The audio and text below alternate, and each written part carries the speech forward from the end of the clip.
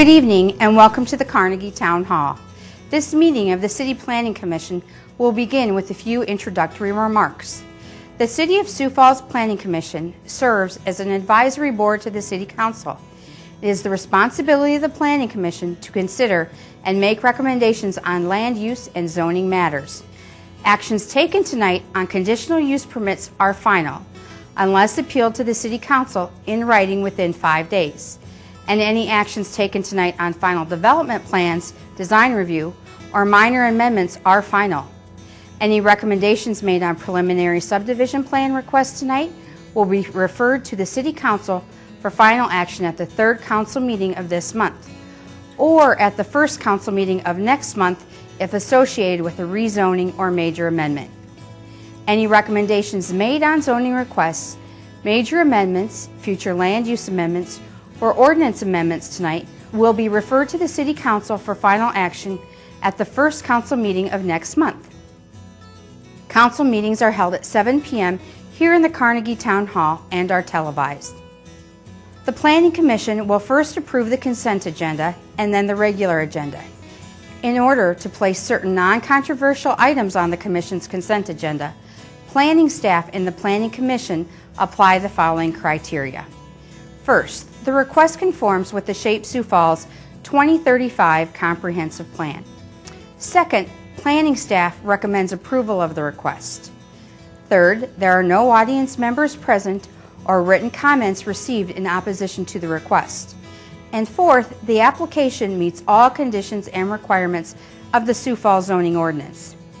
For the regular agenda, the following normal public hearing procedure will be followed for each item. By first requesting planning staff to present a brief report on that item. Second, the petitioner or representative will be requested to come forward to make a statement or answer questions. After the petitioner has spoken, anyone from the audience who wishes to address the agenda item shall be recognized. Then, the Planning Commission will discuss the matter further and take appropriate action. We ask that anyone addressing the Planning Commission move to the podium microphone, identify themselves for the record. Please limit your comments to less than 5 minutes. As a courtesy to everyone here tonight, we ask you that you please either turn off or silence your electronic devices. This meeting is being televised on Channel 16 and will be rebroadcast Saturday at 10 a.m., Tuesday at 7 p.m., and Wednesday at 1 o'clock a.m. Thank you for your cooperation. Good evening, ladies and gentlemen. I will now read the items on the consent agenda. Item number 1 is approval of the May 4th, 2011 minutes of the regular meeting. Item number 2 is plats.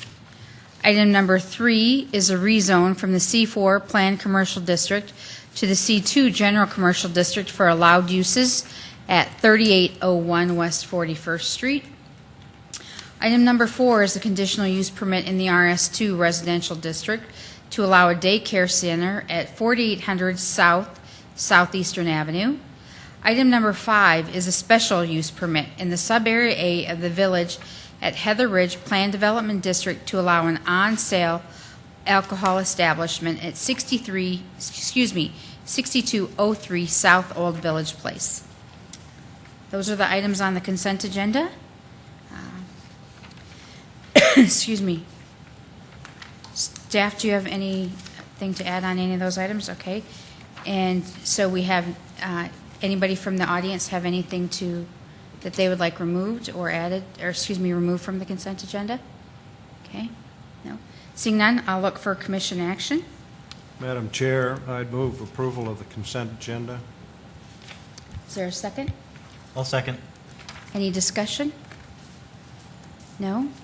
All those in favor of approving the consent agenda signify by saying yes. Yes. Opposed? The consent agenda carries. Item number 6 on the regular agenda is a rezone from the RD Residential District to the I-1 Light Industrial District for allowed uses at 124 South Elmwood Avenue. Staff report, please. Good evening, Madam Chair. Commissioners, my name is Steve Randall. I'll be representing planning staff on this item and others this evening. This application, as indicated, is a rezoning petition. The request is for personal storage use of the existing property, and the purpose is for transfer of ownership. The general location at 124 South Elmwood is in a residential neighborhood zoned RD, residential district. Current land use is a garage, storage garage, for the use of personal storage. In the Sioux Falls comprehensive plan, it's a developed area. On all sides, we have residential development in the RD or RS2 district. Because the request is for industrial zoning, next to low-density residential, we've given it a compatibility rating of 1, which is a high incompatibility. The reason being the allowed uses in the industrial district are incompatible with those of a low-density residential nature. This new zoning district is incompatible. Any development proposal requires a planned unit development and extensive documentation to prove that external effects are fully mitigated, and we do not have that in this case. In general, proposed districts with this level of conflict should not be permitted. The examples that they give here are usually heavy industrial, but in the staff report we refer to some uses that would be allowed on the property that would indicate incompatibility. Subject's property rezoning, residential, does allow storage of personal property in a residential district, and that's why it is being used in that way, as an accessory use to the principal use of a residence on the property. Although we have 2 lots, it was one owner for 2 lots, and therefore it was allowed. A storage building was allowed on one of the lots with the same owner. And the owner of that lot had a personal storage building on it, but now wants to sell it to a non-resident who also wants to use it for personal storage. But because the sale of this to a non-resident makes it a use that is not allowed in that district, and a rezoning is required. The only zoning district that allows the use of a property for storage of a non-resident is industrial zoning. We call that a mini storage or a commercial rental unit for storage. It seems a little unusual in this case because it's residential storage of a personal nature, but that's the way the zoning ordinance is written. If we were to rezone the property to I-1 light industrial, you would have permissive uses allowed there, including contractors' shops, storage yard, light manufacturing, and wholesale trade. Permitted special uses would include storage rental, unscreened outdoor storage of goods or materials, truck repair, and motor vehicle sales. And finally, there would be conditional uses allowed, including automobile storage and motor vehicle repair shop. All of these uses staff considers to be incompatible with the low-density residential neighbors. It is a small property. It is currently fully developed to the extent that it meets the requirements of the RD residential district for setbacks, parking, landscaping, so on. However, if the zoning does change to industrial, the major change could be the backyard of the existing structure, which could then be used for outdoor storage. It currently has a large storage building on there, approximately 30 by 38, in front of a smaller 18 by 22 garage on the 44 by 131 lot. There are 2 shade trees and 1 evergreen tree that are indicated on the aerial photograph. It's located in the Emerson West 12th Street neighborhood conservation area, which is a large area with widely assorted land uses ranging from single-family homes to intensive commercial along 12th Street, but it extends from Kiwanis to Grange Avenues and from 9th to 15th. Housing conditions are generally good in the area, and single-family residences predominate. Major impacts include encroachment pressures of commercial uses along 12th Street and Kiwanis Avenue. No major redevelopment sites are presently expected in the neighborhood.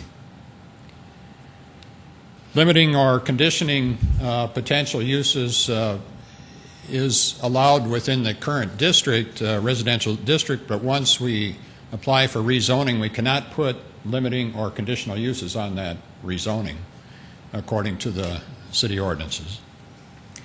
It would seem like that might be a reasonable alternative, but it is not allowed under the present ordinance. The applicant has not shown that the external effects of a storage use could be fully mitigated, and the rezoning application should be denied in staff's opinion and their recommendation. We've had no calls on this except from the applicant and their representatives, and I believe the applicant is here this evening to discuss it with you. That concludes staff report. Thank you, Steve. Are there any questions of staff on this item? Okay. Is the petitioner here, please? Please come forward.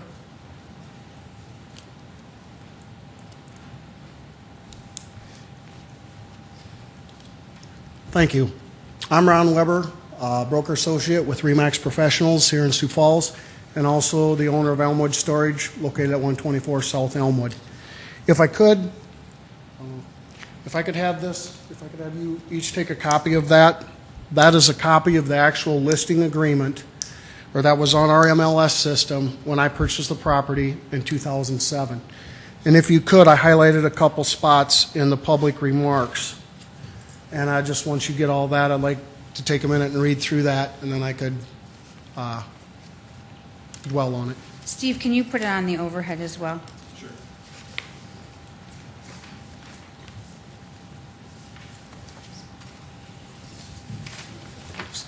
Go ahead. We'll read in. Okay. Well, I guess the reason why I'm here is I'd like to tell my side of the story and let you know how everything played into effect here. In June of 2007, June 8th, Archie Dunham, realtor with the Key Real Estate Company, listed this property that he personally owned. He personally owned it. He had 5 cars stored in there as personal storage. I had to set an appointment to go view it with Archie because he had his cars in there yet. So we met over there around noon, and I looked at it, and I was looking for a personal storage unit for myself. And so we walked around. He showed me everything, and I questioned that. And it says right in there it was zoned RD but could be used for personal use. And I asked Archie, I said, have you checked with the city on this? He said, yes, I have. He said, I have full approval. He said, I've used this for, this building this way for many years. So I told him I was probably going to be very interested in probably bringing an offer, but I wanted to do some homework. So I left Archie's, the building over there at 124 Elmwood, went directly to the city, and I usually talk to Jay down there in planning and zoning. I know Jay personally, and he was out to lunch, so I dealt with another person. And I handed him this exact same sheet, and I says, here, I'm looking to use this property for personal storage. And in 3 to 4 years, because I had bought some land I was going to be building an acreage on, I said, I know I'll be reselling it. Is that permissible? He looked at the sheet, read it through. He says, yes, I see no reason why you could not do this. So I have personally used that property since then. We closed on September 30th of 2007. I have personally used that as personal storage. Kept a Suburban in there, some lawnmowers, a skid steer tractor, things like that. In December of 2009, I decided to put the property up for sale, and Jay-Z, a broker with HJN, said he had a gentleman very interested in purchasing the property, owned a lot of rental units here, and liked to use the same thing what I was using it for. So the gentleman wanted to construct on the neighbor to the south. There is a 6-foot privacy fence, and I have a chain link fence around my portion of the rest of the property. And Jay-Z come down to the city and said, okay, with the gentleman, said, can we, possibly do a fence here 6 foot? And that's when we found out that no, we were not allowed to use it as personal storage. So we have been deliberating back and forth what to do. I've been working, down with planning and zoning, everything, and I just need some help. I own a $46,000 property that I'm being told by the city that I can't even store a shovel in. I have made the payments, I've shoveled the snow, mowed the yard, paid my taxes, and now with the new FEMA map, I am now in a floodplain, so now I get the bonus of paying flood insurance also. So, Archie has been a realtor a lot longer than I have. I've been doing this for 13 years with over 2,000 transactions. Any one of my clients, and there's some of you personally here I'm looking at that I've done business with, I do my due diligence. And I personally question it, and Archie was told, I was told that we could use it as that, and now I'm backed up into a corner. So that's why I'm here. I'm just looking for some help, and I just wanted to make my story. If I know I've worked in other developments where we've changed some covenants to, I mean, I've got 2 other potential buyers who that's just what they wanted to use it for, is personal storage. If we could attach something to it, I don't have a problem with that. I personally no longer need it. I've bought 15 acres between Harrisburg and Canton and moved out there, and I've got 2 big, large storage sheds there. And so that's the reason why I would like to sell it as a personal storage. Sure. Are there any questions of Ron? Madam Chair, Ron, have you talked to some of the neighbors? I personally went out about last week one evening, talked to a few people, and then I went out again on, last night. And I caught a lot of them. They were all mowing their yard, most of them. I made up a sheet that just says, explain what the meeting was about, what I want to do, and they're like, Ron, we have no problems with you having this as storage. I said, yes, but it does me no good. I can't store a shovel in here. And, when they asked me, everyone had a concern, okay, what's it going to, because they've seen my for sale sign in the yard. They says, what are you trying to do here? I says, I want to sell it as personal storage. That's all I want. I don't want industrial, and I mean, I know the codes and everything like that, and with the zoning, that is very tough to do. But, I feel that I've done my homework. I mean, I even questioned Archie on it, and I personally went down there and was told that. And I guess I'm thankful for one thing, that it's this personally me, that it's not one of my clients, because they would be suing me in RE/MAX. Sure. Because they hired me as a professional. And that is the answer I have. And, I want to sell it as that. If there's any way to put some conditions on it, I have no problems with that. Because I understand what you're facing, and I won't want that either if I was a neighbor. So the short answer is that your neighbors are okay with the continued use as Personal storage. And I was hoping, I begged and pleaded with a few of them to see if they could come and speak them to, because Archie had that for numerous years as personal storage, just like I did. I'm sure if they didn't want personal storage, they'd be here tonight. I would assume so, yes. So, thank you. Does anybody else have any questions for Ron? Again, Madam Chair, when you explained this, you wanted to use it for personal storage, and did you explain to your neighbors also that what light industrial could be if the person you sold it to decided not to Yes, and have it as personal storage, and what would be what this property could be? yes, and they said yes, we would prefer not to have that. We would like to keep it at personal storage, and that's why if there's any way that we can put a restriction on this, this parcel of land, I would be more than happy to do that to protect the neighborhood. And I know I've done it in other developments before, where we put certain conditional uses on them, and I would be more than happy to do that, to protect the neighborhood. I mean, they're a great neighborhood, and I want to continue to have that way. But I'm kind of backed into a corner because I'm being told that personally, by rights, I can't even put a shovel in there because I do not own any adjacent properties. Okay. Thank you, Ron. Madam Chair, Ron, have you talked to an attorney about developing covenants? Yes, I have. And they told you? Aaron Emerson, who I've speak with legal counsel on, he says, yes, Ron, he goes, if that would be an opportunity for the city, he'd be more than happy to draft something up to attach it to this property. We cannot put conditions or stipulations on a rezone. Okay. And so I guess my question would be, is there a legal remedy in the form of a covenant that would stay with this property and cause it to always be used the way you're discussing it being used? As far as Aaron and myself have talked this morning, he says, yes, that would be an option. I am not an attorney. I cannot answer that to give 100%, positive, but he said, yes, that should be an option. And he would be more than happy to talk to anyone about that, because if that's what it would take, I would prefer it that way, just to protect the neighborhood. Sure. Thank you. Any additional questions? I have a question of staff, please. Thank you, Ron. Okay. So, Steve, explain to me how how we get in a situation like this, where we have a gentleman who has a piece of property from what I can gather, he can only sell to his neighbor to the north or to the south. Is that what you're saying? To use it for personal storage, that's correct, yes. Okay. So, again, my question, it appears that we have two people saying that they've come down to City Hall, asked about this particular piece of property, and been assured that they are within the guidelines of city zoning. So my question is, how do we get here, and what can we do? And you're telling us that the only thing we can do is rezone this to I industrial. As far as their request is concerned, you notice in the compatibility ratings of 1, it indicates that a rezoning would require a planned development zoning in order to mitigate any possible impacts on the neighborhood. So planned development zoning is a possibility. Typically don't see planned development zonings for this small of a property, but it's a possibility. Okay. And why can't we put a variance on this property?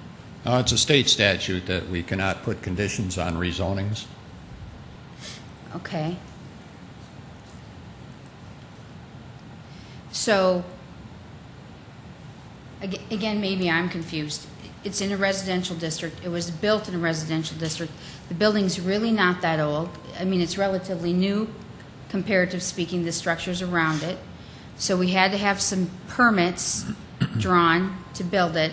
And my understanding then at that time it was attached to the house on one side or the other of it. That's how it got built?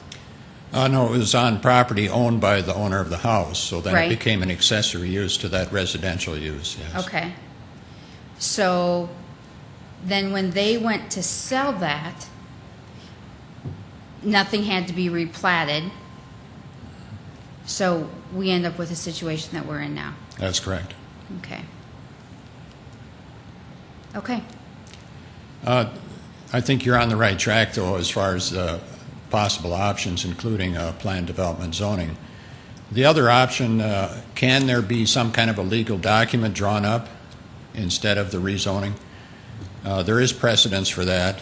It's not normal, and it's something that when it goes to the council is probably subject to debate, because it's almost like you're putting a condition on the rezoning, but you're not.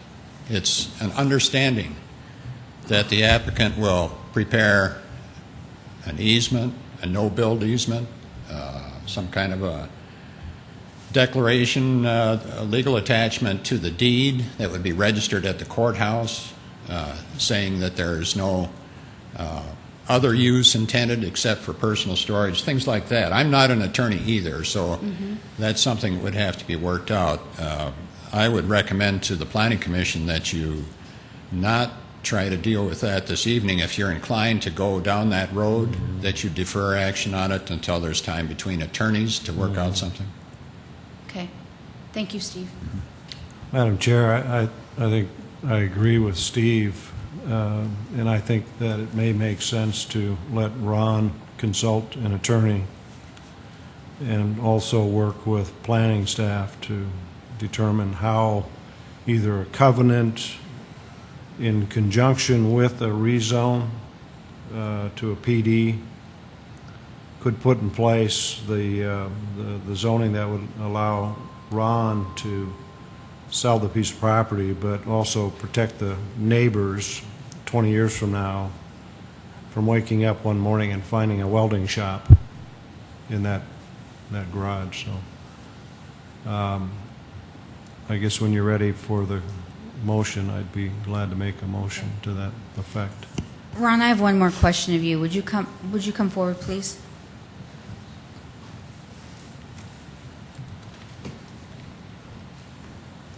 Are you following what Meredith is saying? That, Yes. That we may take some action, that we don't take action tonight. Yep. That we give you an opportunity to meet with Mr. Emerson in conjunction with the planning department to, again, maybe just get creative in how we get our arms around this particular Right. piece of property without maybe a rezone, for exactly as Meredith says. It is a residential district, and if somehow we can maintain it as a residential district and not an industrial property, and allow you to market and sell this property, I think would be the best result.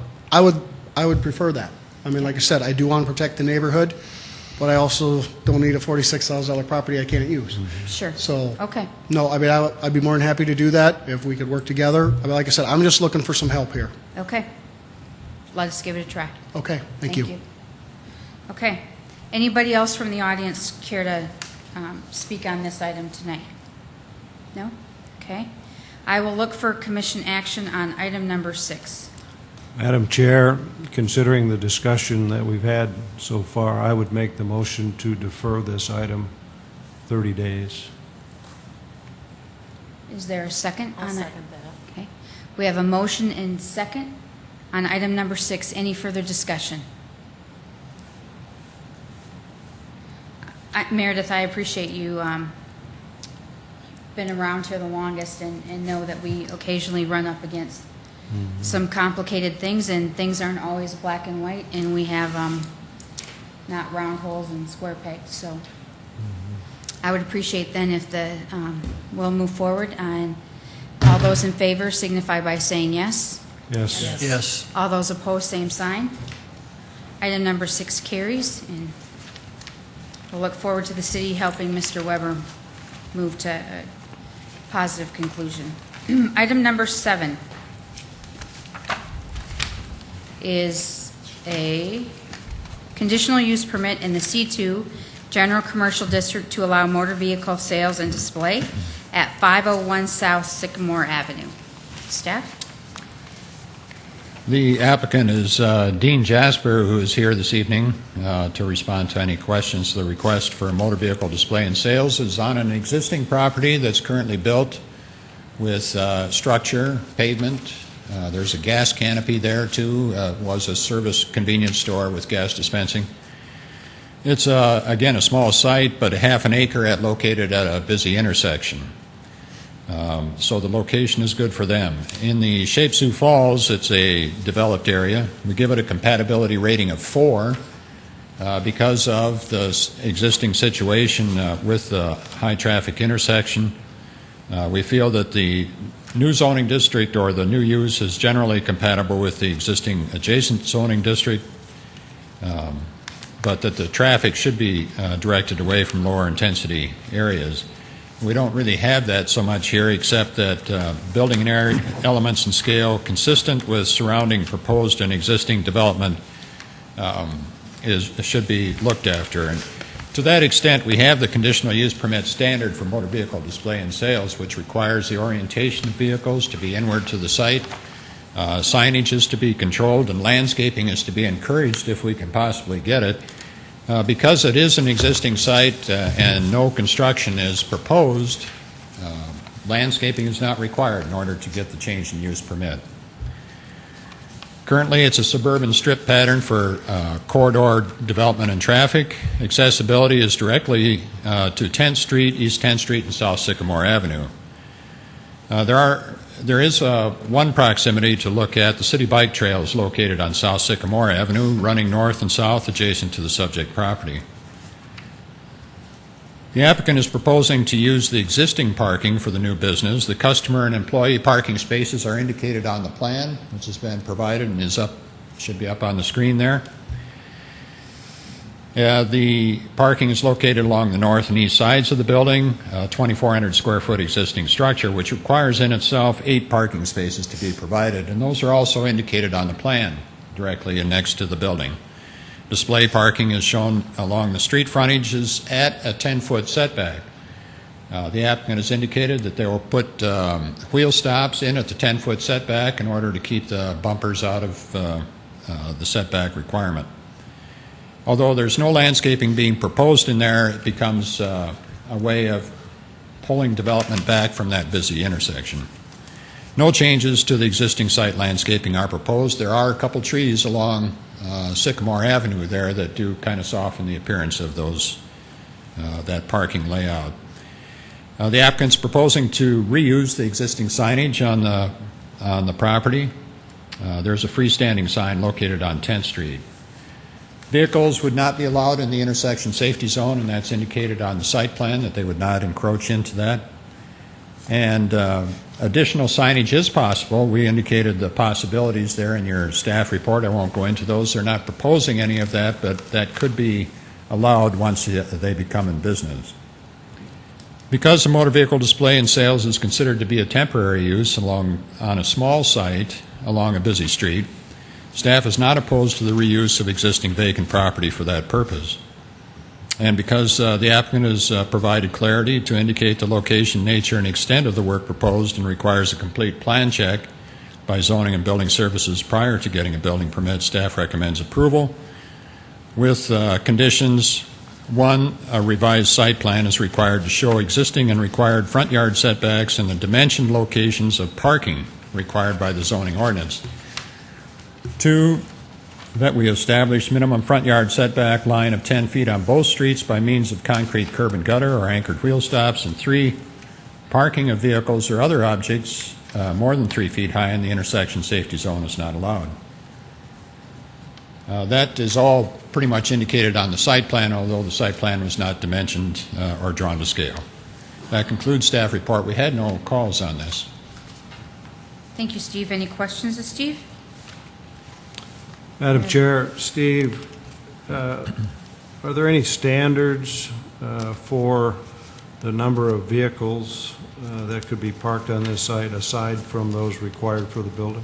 The only standards would be coming from Public Works in their analysis of traffic in and out of the site. There has to be enough room for two-way circulation.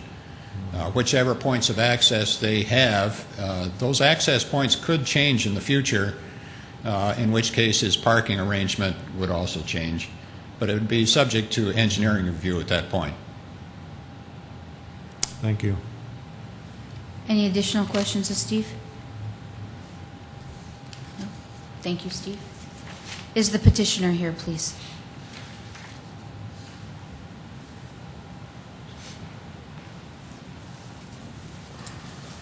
Good evening. My name is Dean Jasper. I'm one of the officers of J&R Auto Sales, which we are currently located on West 12th Street, 2800 West 12th. This is going to be a second location for the company. We have did some marketing analysis and research in regards to the current property, and we feel confident that with the number of vehicles that we're going to be able to display, along with the opportunity of the location and the accessibility of traffic coming through there, we think that it's going to be a nice location and a nice expansion for the company. So if I can be of any help in answering any questions, I'd be more than happy to do that. Thank you, Dean. Any questions for Dean? Is there access to that from 12th Street? Yes, there is. If right there, yeah, you can see that coming if you were traveling to the east. Right there would be that access into that driveway there. That's on 10th, though. I'm That's- asking about 12th. Which would be, I guess, that's a very good question. Would that be behind? It would have to be from behind. Yeah. It doesn't look like there's any. No, I think access. that right there would be the turning for the drive-through of the Dairy Queen there. It would be the only thing there. So no, there is not. Okay.